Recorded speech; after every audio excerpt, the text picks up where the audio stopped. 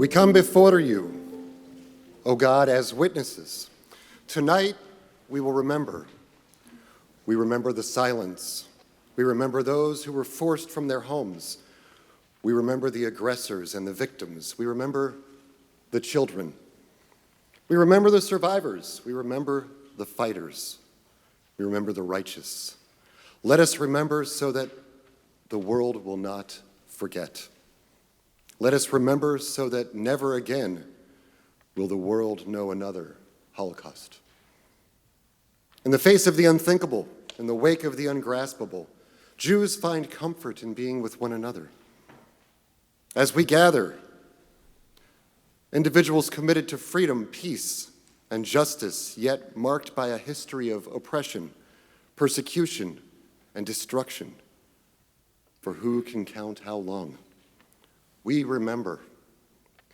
We remember Amalek and Pharaoh, soldiers of Babylon and Rome, crusaders and inquisitors, horsemen of the pogroms, Nazis, and those who were silent. We remember. We are commanded to remember we were slaves in Egypt, to remember the long way we traveled to the land, to remember Amalek, who wanted to annihilate us. Remember, no other biblical commandment is as persistent. Jews live and grow under the sign of memory. Remember to teach. Take to heart and impart, to impress, recite, bind, inscribe, to know, keep, and observe. Remember. To be Jewish is to remember. To claim our right to memory as well as our duty to keep it alive. This evening, we fulfill the mitzvah of remembrance. With the commemoration of Yom HaShoah, as we assert that the world is good, and we're reminded that darkness is still with us. There is evil in the world we cannot let ourselves forget. Yet, to remember the goodness of our loved ones' lives, to find a way to trust the world again, to place the moment in our sacred calendar, these are the purposes of Yom HaShoah commemoration. This evening we share the memory.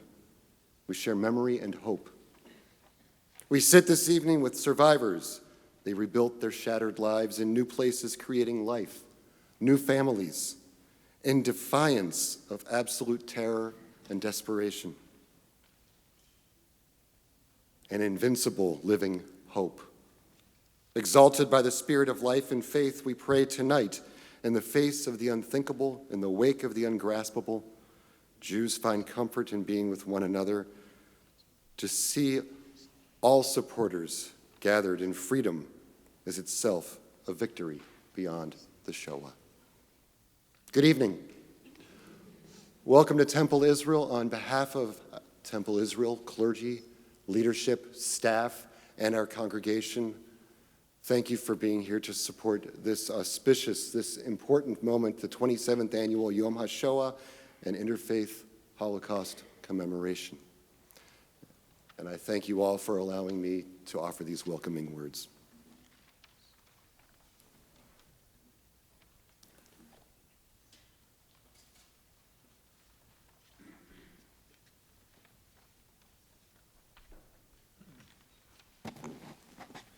Good evening.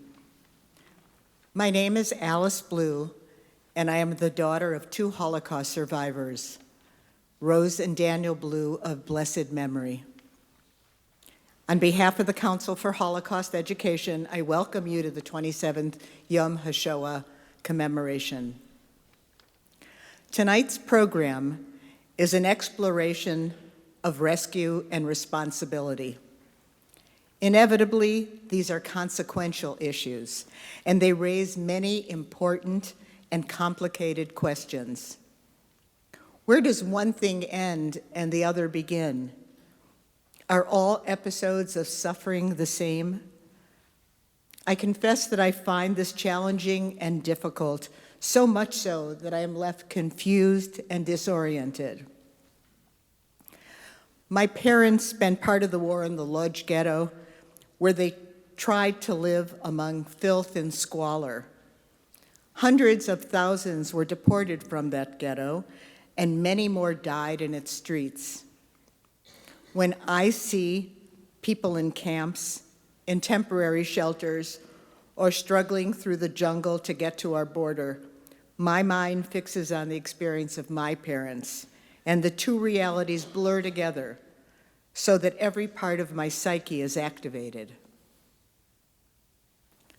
The same is true for tiny snippets of experience. My parents' lives were punctuated with salutes, freely offered by European collaborators, and forced from prisoners in the camps where they were held captive. I have no use for those who make use of similar gestures. When an American citizen offers an audience a similar salute, all I can think of is my parents' experience and how much pain and suffering came with that gesture. Once again, my mind explodes and I grasp for simple, separate categories of behavior. I don't want to see the symbols of persecution deployed in the behavior of American officials. I don't mean to complicate the nature of our event, but I do mean to remind us of the points of contact and connection. One thing inevitably leads to another. Terrible events begin in tiny acts of oppression. These must be confronted and resisted early along. Otherwise, they threaten to engulf us all. I want to live in a world of protected civil liberties. I want to live with the privilege of free expression. I want to live in a world where the professionals among us don't have to fear for their jobs or their freedom because they will not allow themselves to be controlled. Each of you will have thoughts about the issues I've named. We represent different commitments and viewpoints. Each of us will vote for candidates and representatives who best represent the values that they hold dear. But my great dream tonight, I think for all of us, is that we constitute the nation we have always been, with a belief in our laws and standards of civility, and where we work out our differences in the marketplace of ideas. The important goal is debate and conversation, with compromise as the gold standard of our lives. The Holocaust teaches the dangers of the opposite. What happens when we fail to oppose racism and authoritarianism, when we neglect the importance of affirming human dignity. What I hope we share in commemorating the Holocaust tonight is that injustice requires that we always respond, that we stay fully alert, and understand the watchwords, never again. Thank you all for being here. I salute your presence and wish you clarity and courage.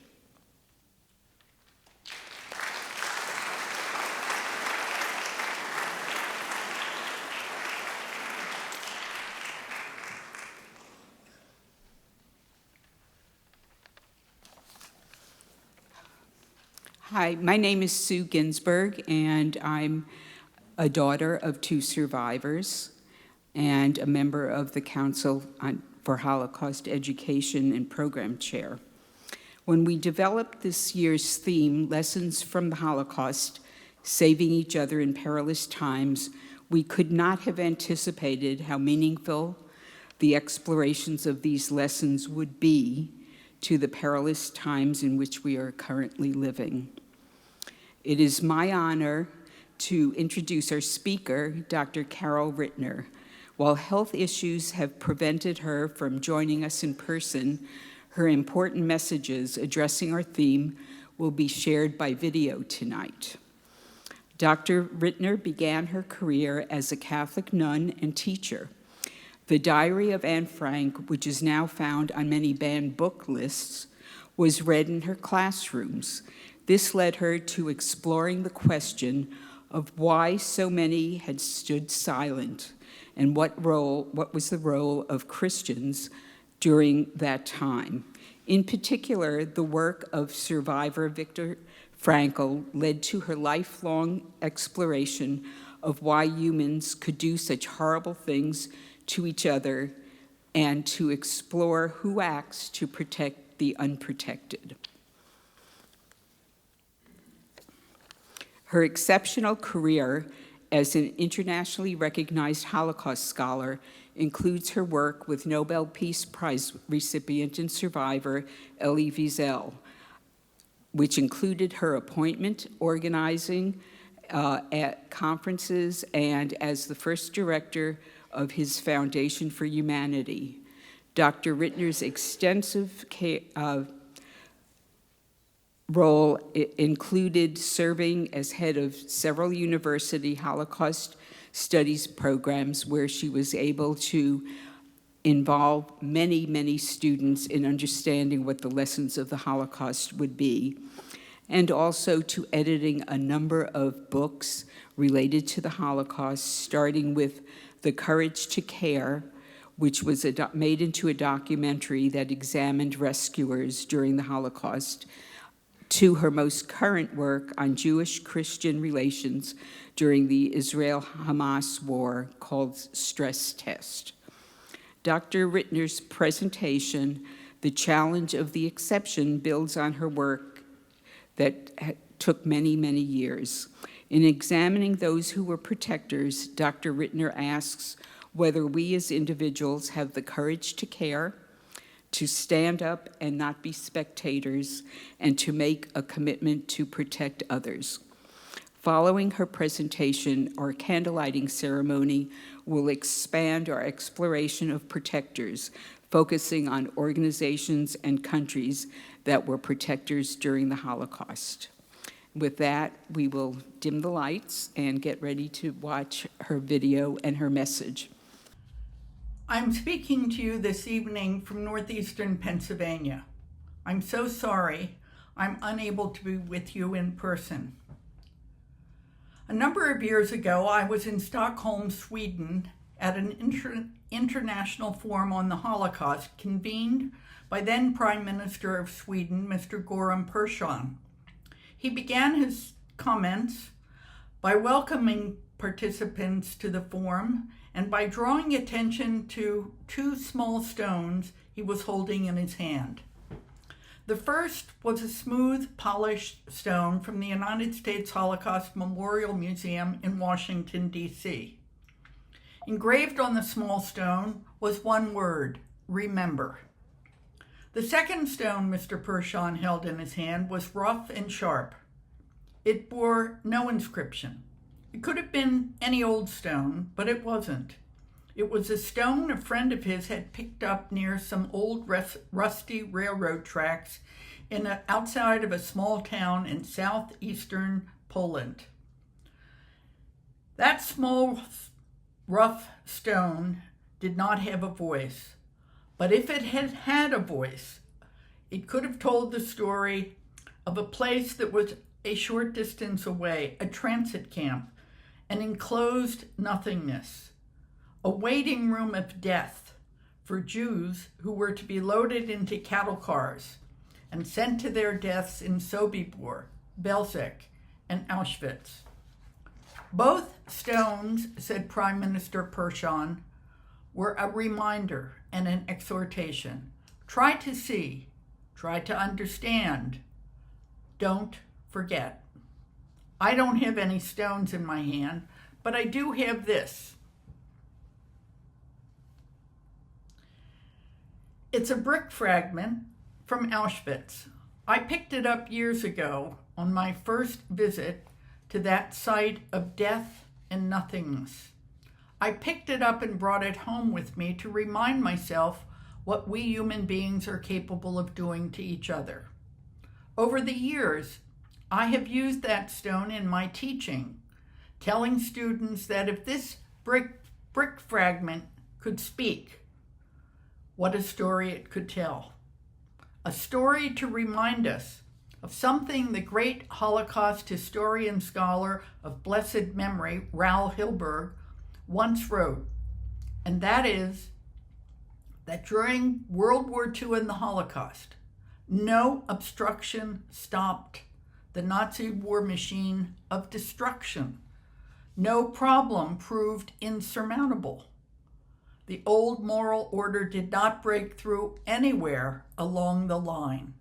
What in the world did Raoul Hilberg mean when he said the old moral order did not break through anywhere along the line? I think he meant that those obligations and behaviors in society that define and organize relations among individuals and groups in a community failed to prevent the Holocaust. One of those obligations is neighborliness. That is the expectation we human beings have that other human beings will help us in our time of need. How can one think about the Holocaust and not reflect on neighborliness and the great unanswered question, why? Why were Jews denied the benefit of neighborliness? Why were so many people bystanders? Why did so many people avert their eyes from what was happening to Jews, men, women, and children all over Nazi German-occupied Europe during World War II, the Holocaust? Why did so many people tighten their hearts and simply go about their daily lives during what was a ghastly dictatorship primed to target Jews and others Hitler and the Nazis considered undesirable? The expectation of help, the certainty of help when one's life is at stake, is one of the fundamental expectations of human beings. It is what neighborliness is all about. But as Jews discovered, neighborliness breaks down when the person opposite me wants to destroy me. For nearly 50 years as a teacher and scholar, I have tried to confront the fact that 6 million Jews and millions of others were murdered at the hands of the Germans and their collaborators. Doing so, I have been reminded time and again about the failure of ethics, reminded of the multiple shortfalls and shortcomings of thought, decision, and action that tempt and incite us human beings to inflict incalculable harm on others. The Nazis lacked the power to sustain the final solution, the Holocaust, without the cooperation of millions of non-Jews who were under their domination.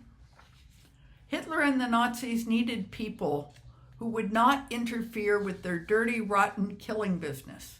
And they found them, millions of them, standing on street corners, peeking out from behind window shades, lurking in dark spots, in dark alleys.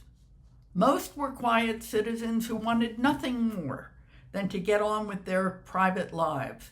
The bystander was safe enough if compliant enough. Bystanders watched as their neighbors were taken. The doctors and the lawyers, the merchants and the grocers, the teachers and the students, the mothers, the fathers, the children, all of them. They watched, or they averted their eyes, when all sorts of Jews were rounded up and deported. Pious Jews, poor Jews, secular Jews, rich Jews, Universalist Jews, baptized Jews, Jews who were storekeepers or doctors or carpenters or professors, Jewish men and women, Jewish infants and children, all were hunted down, destroyed, murdered. The bystanders were on the sidelines, fearful, unobtrusive, compliant. We know what we think about the victims, and we know what we think about the murderers and the murderers. We know what we think about bystanders. We may even feel a pale warmth of recognition, call it self-recognition, because bystanders are the ones that most of us can readily identify with. Why? Because a bystander is like you and me, the ordinary human article. We are not at a loss about how we regard them. In Nazi Germany in the 1930s and in Nazi German occupied Europe in the 1940s during the Holocaust, bystanders set the norm for action because there were so many of them. What we don't know is how to regard those non-Jews, that small number of non-Jews who tried to help Jews during the World War II and the Holocaust. What do we think about them? How do we regard them? What can we say about them? Most people are decent enough for ordinary purposes. Most people cannot be blamed for not being a hero. A hero, like a murderer, is an exception. No one ought to be expected to become a hero. Who are these people who could not remain bystanders when others' lives were more endangered than their own? Who are these people who could not turn their backs on their neighbors, who could not say, hey, forget them, they're not my problem? What can we say about people who helped Jews during the Holocaust? Certainly their actions were exceptional, making them unlike so many other non-Jews in Nazi-occupied Europe who fall into the broad category of bystanders, that is, people who stood by and chose inaction when they witnessed or became aware of atrocities against Jews and others that the Nazis targeted. Bystanders' lack of active response stemmed from a variety of reasons, including fear of punishment, disinterest in the fate of others due to personal wartime difficulties, perceived lack of opportunity, indifference, or even support of the perpetrator's actions. Many rescuers often say they only did what any decent person would have done in their position, and yet we know that is not true. They did what so many others did not do, but perhaps could have done. As the author Cynthia Ozick writes, rescuers, unlike bystanders, were not the ordinary human article. She states nothing could have been easier than for each and every one of them to have remained a bystander, like all those millions of their countrymen in the nations of Europe. The ordinary human article does not want to be disturbed by extremes of any kind, nor by risks or adventures or unusual responsibility. In Europe, in the most extreme decade of the 20th century, not to be a bystander was the choice of an infinitesimal few.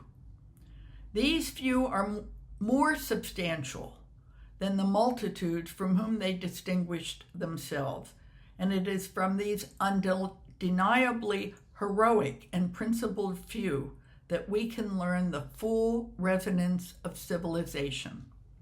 For decades, scholars have tried to explain the motivations and backgrounds of rescuers, but they do not agree on generalizations about any of them. Why? For one thing, rescuers came from different religious, educational, national, ethnic, and cultural backgrounds, and their rescue activities were not always consistent. There were times when a person would not take the risk involved in trying to help Jews, even though he or she had empathy for the victims.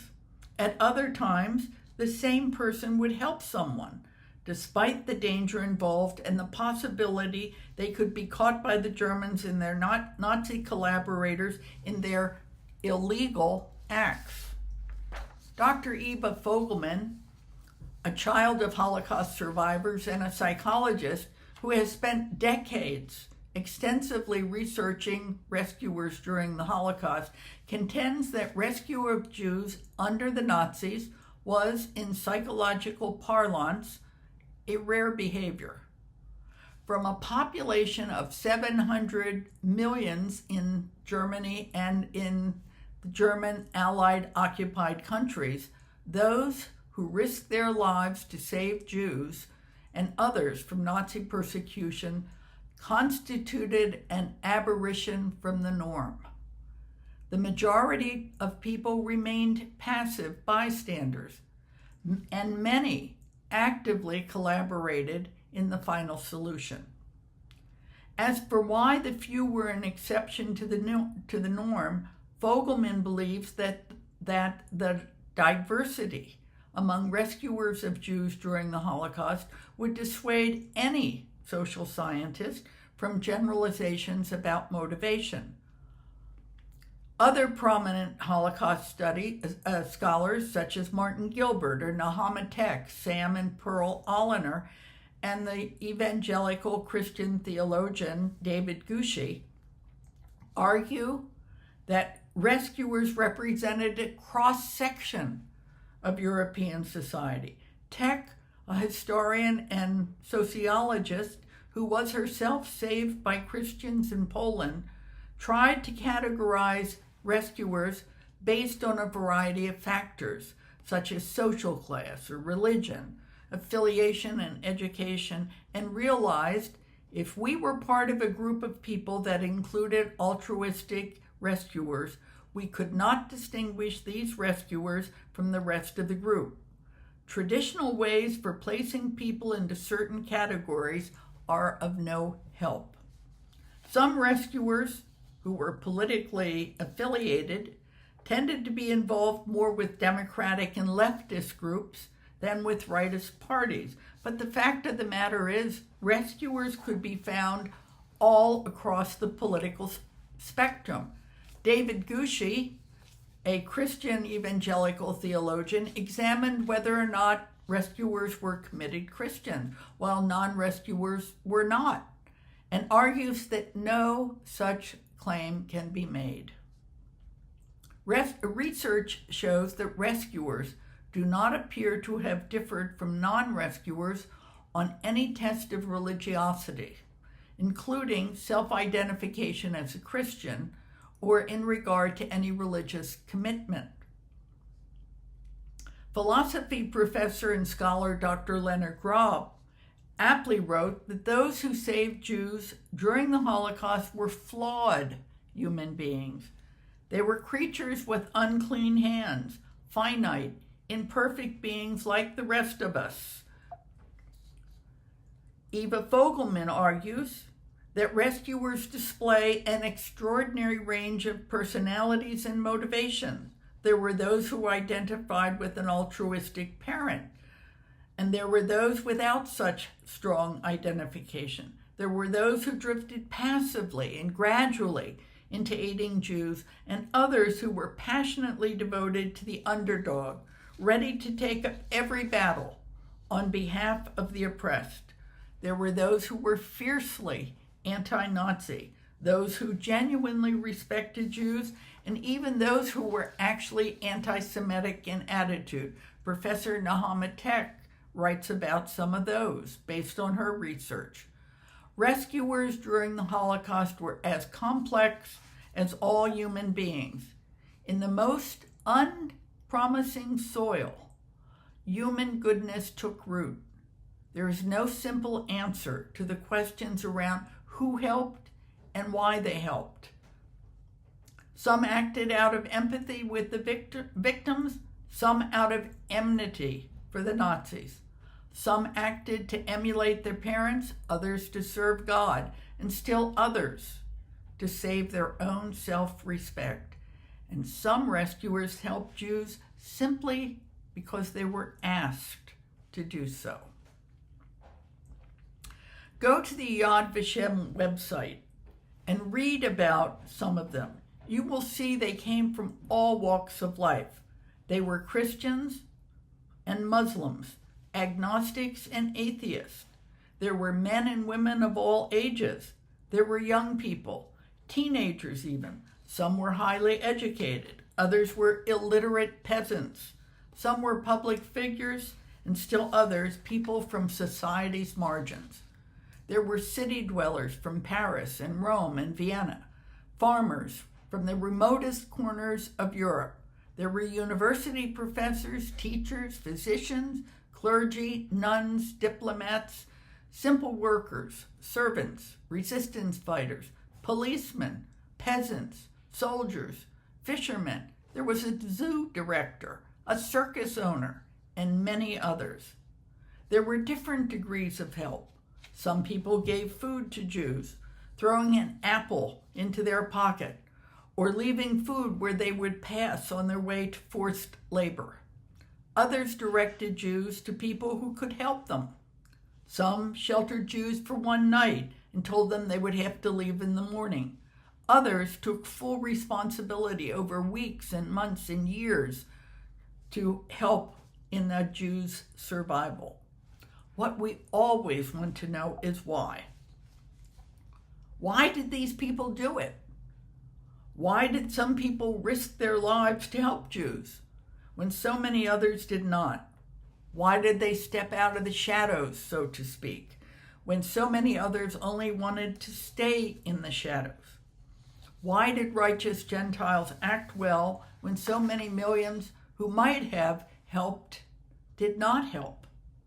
Perhaps the real question is, what is the role of good people in perilous times? 40 years ago, I helped to make a short documentary film entitled The Courage to Care. The film is about non-Jews who helped, hid, even rescued Jews during the Holocaust. The helpers one meets in The Courage to Care are ordinary human beings, good people. Just as it is a mistake to make the perpetrators, those who tried to kill Jews, larger than life, so it is also a mistake to make those who tried to help Jews larger than life, to make them more than they were, ordinary human beings. We must not make either the perpetrators or the rescuers larger than life. Rather, we must keep them as what they were, life-size, during a time when humanity was diminished. The Courage to Care is about people like Marion Pritchard. She was a Dutch university student in Nazi-occupied Europe who hid 4 Jews, a father and 3 children. Irene Updike, she was a young Polish woman in Nazi-occupied Poland who, right under the nose of a Nazi major, hid 12 Jews. Or Magda and Andre Trocmé. They were Protestants living in La Chambon, France, during the German occupation of France. Magda was Italian and Andre was French. He was a Protestant Christian pastor in a small village in the mountains.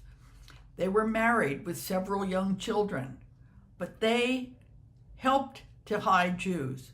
And Pastor Trocmé inspired his congregation and even people in surrounding villages to try to help Jews during the Nazi German occupation of France. Why did these people do what they did? Why did they help Jews during World War II and the Holocaust? While you're thinking about that, think about this too, what I would call the unfortunate human tendency to establish boundaries of moral obligation. What do I mean? In daily life, people act with care and concern toward their parents, spouse, children, relatives, even certain dear friends, and they do so often at great personal sacrifice to themselves. But when it comes to strangers, to enemies, to members of different national, racial, ethnic, sexual, and religious groups, their boundaries of obligation, their circle of concern, often does not include such people. Rescuers were not angels or saints. They were ordinary people living in extraordinary times. But when faced with a human being whose life was in danger, even faced with several human beings whose lives were in danger, people like Marion Pritchard and Irene Updike and Magda and Andre Trocmé, they responded. They did not forget what it meant to be a neighbor in perilous times. I want to close by saying that focusing on helpers, rescuers, during the Holocaust requires sensitivity and skill in order to maintain proper perspective. Each and every one of the people who helped Jews during the Holocaust is a reminder of what so many others could have done but did not do. Ultimately, the short film, The Courage to Care, makes clear that one person can make a difference, that one person counts. It also makes clear that to be human means to care. We human beings are often far from what should make us proud to be human because of the abuse we are capable of inflicting on each other. Elie Wiesel, may his memory be for a blessing, said that the most vital lesson to be drawn from the Holocaust era is that Auschwitz was possible because the enemy of the Jewish people is always the same enemy: indifference. During the Holocaust, not enough people cared. Most spectators chose not to interfere with the killers. Many people simply chose to remain neutral. As a result, the killers killed, the victims died, and the world remained world. Let us admit that many of us do not believe that what we do makes any difference in our world. But if we do not believe that our actions have consequences for the worst, neither will we be convinced that they will make any difference for the better. Was that why so many did so little to help the Jews of Europe during their time of extreme need? Because they thought that anything they might do would not matter, as the German machine of destruction considered its murderous work? We need to think about such questions, not just at our Yom HaShoah commemorations, but every day. And we need to think about whether or not today we are merely spectators to what is happening to millions of people in our world, even in our neighborhoods, even here in Tulsa. But especially we need to think about what's happening to people who are far away, in Syria and Gaza, in Israel and Yemen, on the U.S. border with Mexico and Canada, in Africa and in El Salvador, in a place like that has a huge prison to which the American government has sent suspected gas members and terrorists without the benefit of American judicial due process. People in those places are looking for a neighborly response from us and from our government. Do we have the courage to care about them, to care about people who are near at hand or far away? How we answer that question says everything about how we are committed to remembering the Holocaust today and into the future. Remember, yes, remember, the Holocaust is a reminder and an exhortation. Try to see, try to understand, don't forget.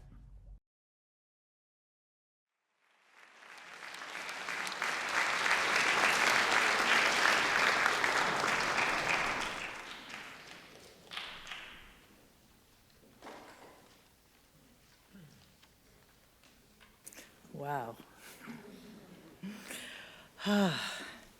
We have come to the candlelighting portion of our commemoration. I'm Jolie Jensen, a member of the Council for Holocaust Education. The lighting of candles is a powerful practice in Jewish life. Each Friday night before sundown, we are invited to light 2 candles at our dinner table to both remember and observe the Sabbath. When a close family member dies, we light a candle as we mourn together by sitting Shiva. The Shiva candle, like the Yahrzeit candle we light each year on the anniversary of a loved one's death, represents their absent presence in our lives. So candles hold a sacred place in Jewish tradition. The Jewish faith is symbolized by the menorah, which holds 7 candles. The menorah we will be lighting tonight was made in 2023, especially for our annual Yom HaShoah commemoration. Tonight, as an interfaith community, we gather to honor and remember those who acted to protect vulnerable others during the Holocaust. We do so even as we acknowledge that the vast majority of Jews and others were not protected and therefore suffered and perished during that terrible time. Tonight, we've chosen to recognize 7 organizations or countries that offered various forms of protection before, during, or after the Holocaust. These are just a few examples of how individuals, when they organize together, are able to protect those who are being persecuted. As each candlelighter comes forward and each candle is lit, I will summarize the contributions of these agencies or countries who helped to protect others during the Holocaust, and then briefly describe their current efforts. The first 2 agencies we recognize tonight are the American Joint Distribution Committee and the Hebrew Immigrant Aid Society. Lighting the first candle in honor of the efforts of HIAS and the JDC is the Director of Congregation B'nai Emunah's Refugee Resettlement Program, Genevieve Rahim. Both organizations represent major efforts to provide assistance and support to protect the people who became targets of Nazi persecution. The JDC acted as the central aid agency for American Jews helping their European counterparts. They did this through distributing food and clothing, arranging childcare, and facilitating immigration to neutral countries. The JDC also supplied money to those trapped in ghettos. When operating in Nazi-occupied territories, they faced significant dangers, but still managed clandestinely to help at least 190,000 Jews leave Germany between 1933 and 1939. 80,000 of these were able to leave Europe altogether. In the post-war period, through linking with other rescue organizations, the JDC became the central Jewish agency providing support and financial assistance to Jewish survivors in displaced person camps in Germany, Austria, and Italy. Before and during the Nazi period, HIAS, the Hebrew Immigrant Aid Society, which was founded in 1870, focused mostly on acquiring immigration visas for refugees from Germany and other Nazi-controlled areas. Their documentation and immigration support is credited with saving 250,000 Jews. In 1949 and 1950, HIAS combined with the JDC and the United Services for the New Americans to support and then obtain release of Jewish people living in the displaced person camps in Germany and Austria. Today, the work of HIAS continues in over 20 countries, helping refugees and displaced persons. Here in Tulsa, B'nai Emunah Synagogue has been resettling refugees fleeing their homelands, working in partnership with HIAS and the U.S. State Department. That was until this January, when unfortunately the federally supported program was stopped by the current administration. Our second candle honors the International Rescue Committee. Lighting the second candle in honor of the efforts of the IRC is Ukrainian refugee Igor Rubin, who supervises the refugee program at the Tulsa YWCA.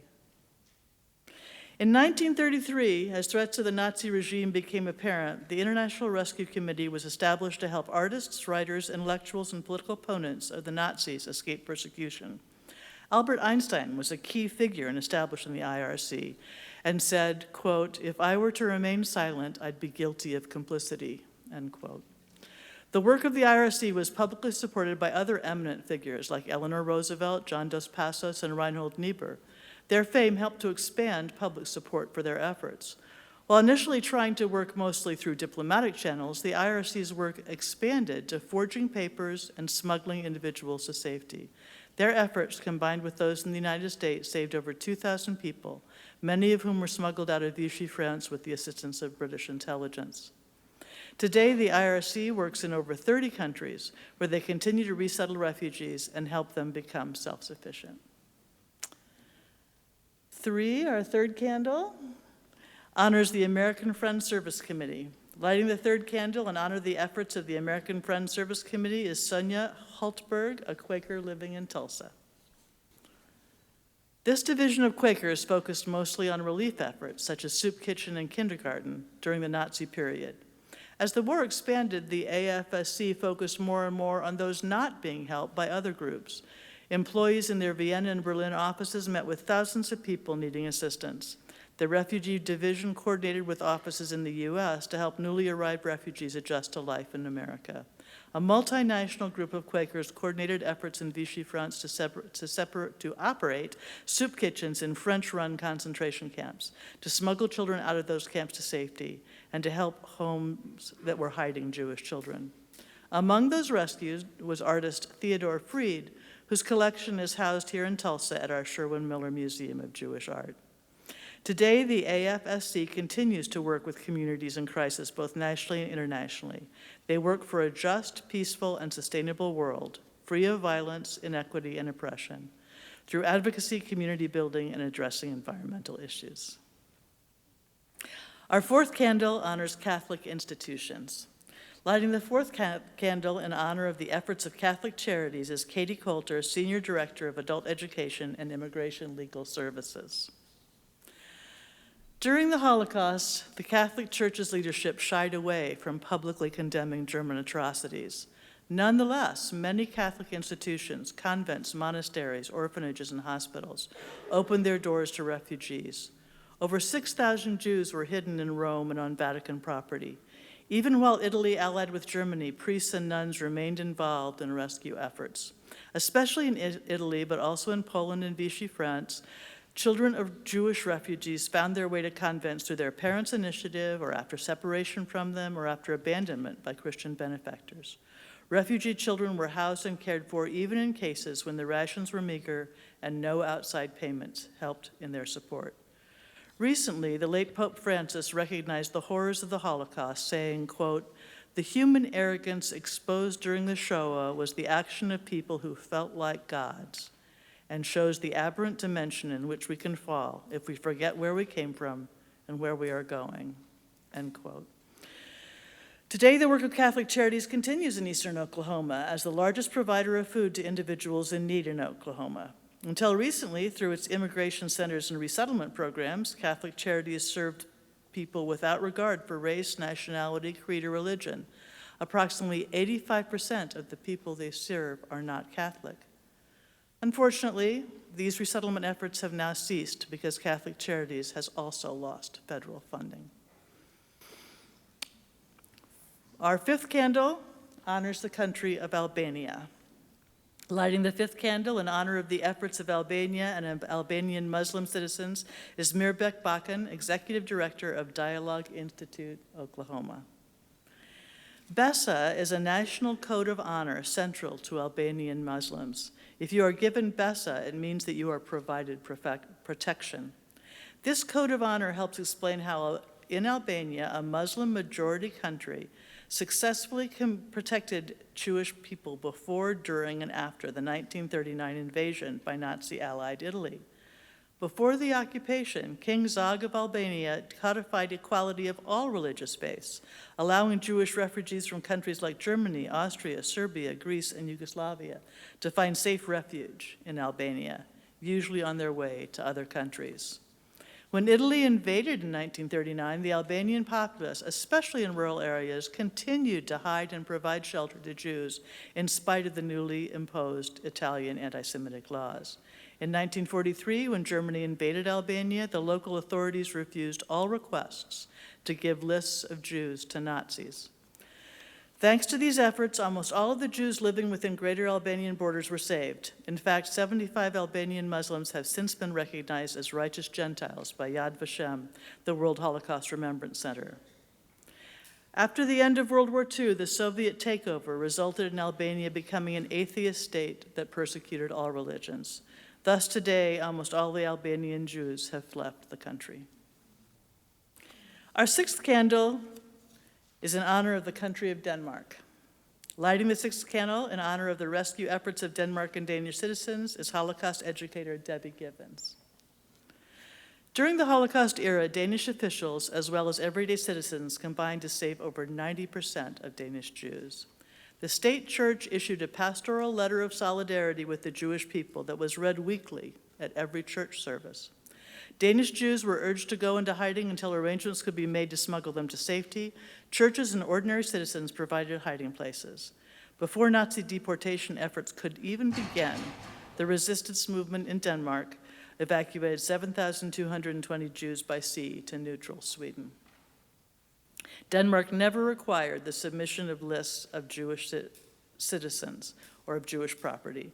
Although the story of the king himself wearing a yellow Star of David is a myth, Denmark never required Jewish citizens to identify themselves with this symbol. Following the war, Denmark established a refugee council that continued efforts to support asylum seekers, refugees, and migrants. Currently, however, the Danish government has implemented anti-immigration policies, ones that have been criticized by the European Union. Nonetheless, the Danish Refugee Council, a non-governmental agency, continues to work with asylum seekers and immigrants. So we have 6 candles, and I'm going to ask all of us to stand for the lighting of the final candle. All of us who are able, stand for the lighting of the final candle. Thank you all for helping us honor and remember these particular protective groups. Please join me in a moment of silent gratitude for these collective efforts. Their inspiring examples remind us that there can be human decency even in the midst of terror and war. As inspiring as it is to acknowledge these heroic organizations, nations, and citizens, we must remember that the vast majority of vulnerable people were not protected before or during the Holocaust. Our candle was lit by Alana Newman, the daughter of a Holocaust survivor and a member of the Council for Holocaust Education.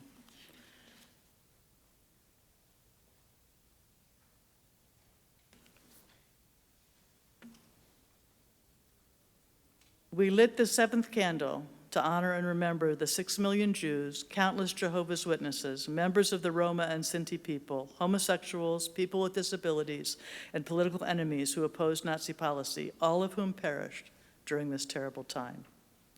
Millions of Jews and other persecuted groups perished without any protection from others. They were not able to be rescued, hidden, documented, fed, or housed. They suffered and died because their fellow human beings did not organize, did not act, did not find ways to protect the vulnerable as their situations became ever more perilous.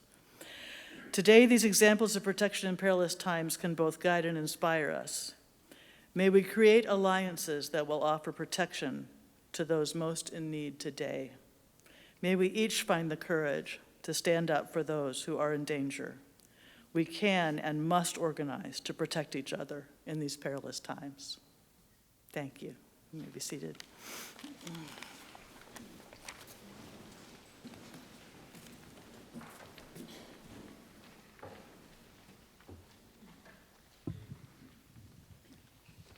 My name is Mika Epps. I'm a member of the Council for Holocaust Education, and it is my pleasure to introduce to you our wonderful pianist, Lyndon Meyer, a graduate of the Eastman School of Music in Rochester, New York.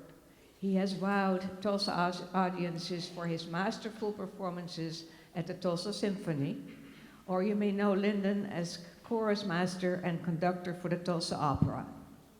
His contributions and functions in this community are too many to mention.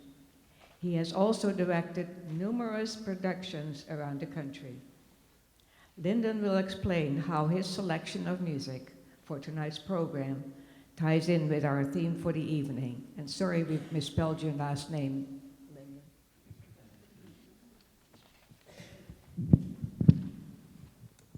Thank you.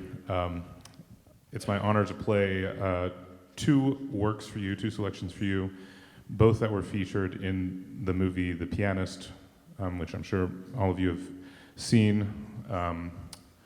A visually stunning but viscerally very shocking movie that describes in detail the occupation and domination and eventual siege and destruction of the city of Warsaw through the eyes of the Jewish-Polish pianist Władysław Szpilman. And as you know in that movie, he loses everything. He loses his family. And at the climax of that film, he thinks he's going to probably lose himself when he is discovered by a Nazi official. But he plays on the piano for him the piece that I'm about to play, which is the piece he actually played. In the movie, they used a different piece, but actually this is the piece he played. And that Nazi official had the courage to actually protect Spielmann, as he had done for some other Jews during that horrific time. So that is the first selection that I'm going to play. And then the second selection, which is also another nocturne, both by Frédéric Chopin, of course, the great Polish pianist and composer, it was the final piece that was broadcast on the Polish radio before the occupation by the Nazis. So I kind of felt like this was a special selection to as we kind of recognize and remember that, it began with the silencing of music and the silencing of art, and then the silencing of voices, and then the eventual obliteration of people. So I hope that this, bringing this music to you again, bringing these notes alive again, it'll be a prayer for remembrance of the past and healing in the present and peace in the future. Thank you.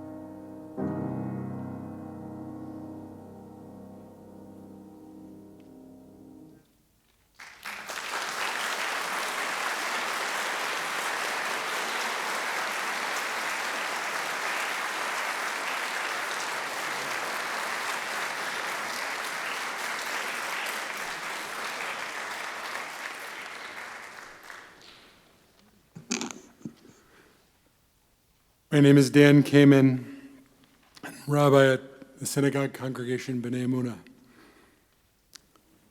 I'm the grandson of a Holocaust survivor, which also means I'm the great-grandson of someone who died at the hands of the Nazis. My 3 great-uncles died at the hands of the Nazis. My great-aunt died at the hands of the Nazis. She was just 5 years old.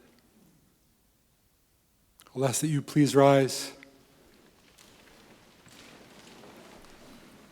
as you recite now El Malei Rachamim, the memorial prayer.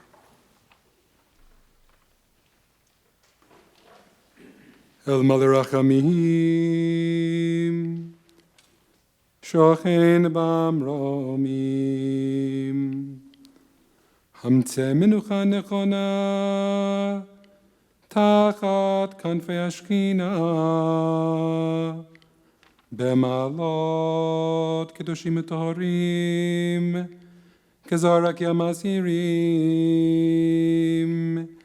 Et Nishmot Kol Achinu B'nai Yisrael, Anashim, Nashim V'taf, Shalchu Le'olamam, Began Eden Tehi Menuchatam, Hana Bala Rachamim, Hastirem Besetek Nafecha Le'olamim, Utzor B'Torayim Et Nishmotechem, Adonai Unagalatam, Ve'anuchu Ve'shalom Al Mishkevotechem, Ve'nomar Amen. El Malei Rachamim, exalted, compassionate God, grant infinite rest in your sheltering presence among the holy and pure to the souls of our people, the men, women, and children who were slaughtered, who were gassed, who were burned to ashes, who were wrenched out of this world and have now gone to your eternal home. Merciful One, we ask that our loved ones find perfect peace in your eternal embrace.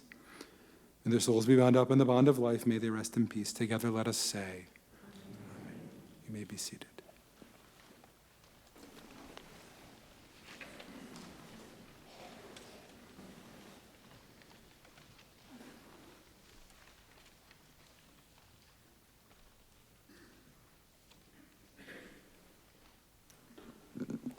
Hi, everyone. Thank you so much for coming tonight. My name is Sophia, and I'm the Chief Curator and Director of Collections and Holocaust Education at the Sherwin Miller Museum of Jewish Art. It is my pleasure to announce our annual Yom HaShoah Art Contest winners. Our theme for this year's Yom HaShoah Art Contest was protecting each other in perilous times. The idea was for the student artists to create work that complemented what our speaker would be talking about. 54 students entered work, and 12 of them will be honored tonight. In addition, at the end of this program, their work is the work that you see along that back wall, so please go check it out. We're going to first start by naming our honorable mentions. So honorable mention people, if you are in the crowd, please rise when I say your name. Audience, I ask that you hold applause until the end. Without further ado, Camden McCoy Musgrave for Reaching for Hope and Truth from Rejoice Christian. Josie Henderson for Shining a Light on Perilous Times from Rejoice Christian. Madeline Tate for Shielded by Grace from Rejoice Christian. These were the middle school honorable mentions, by the way. In high school category, we have Anna Baucher for An Untitled Piece, and she is from Jinx. Kai Padilla for Beyond the Notes, also from Jinx. And Ella McMahon for Whispers Between the Lines from Jinx. Let's give them all a round of applause, even though I don't think they stood up. That's okay.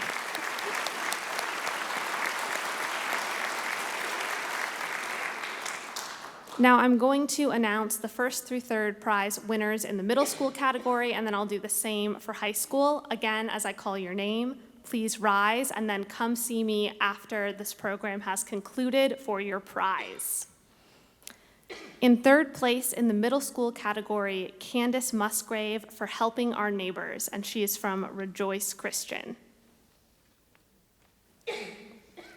Sydney London for second place for their work Stars from Rejoice Christian. Emma Trillo for Hide and Seek from Rejoice Christian is in first place.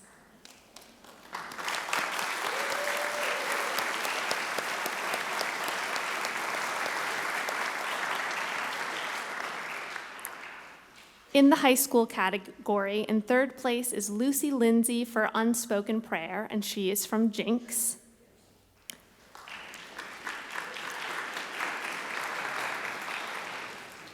In second place is Benjamin Yang for Jewish Protectionism from Jinx.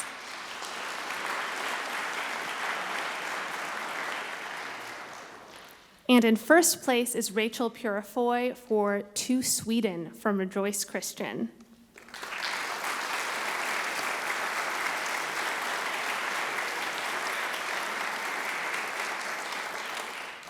Congratulations to all of our winners, and also thank you so much to all of our other contestants. Your work is really beautiful, and I know our judges are moved by it every single year.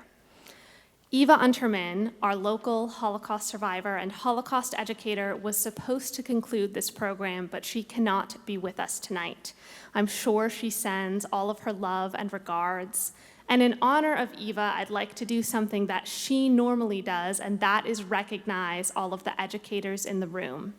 So, if you have ever taught about the Holocaust inside a classroom, both undergrad, middle, and earlier, as well as, so college and under is what I'm trying to say here, please rise, and we would like to give you a round of applause.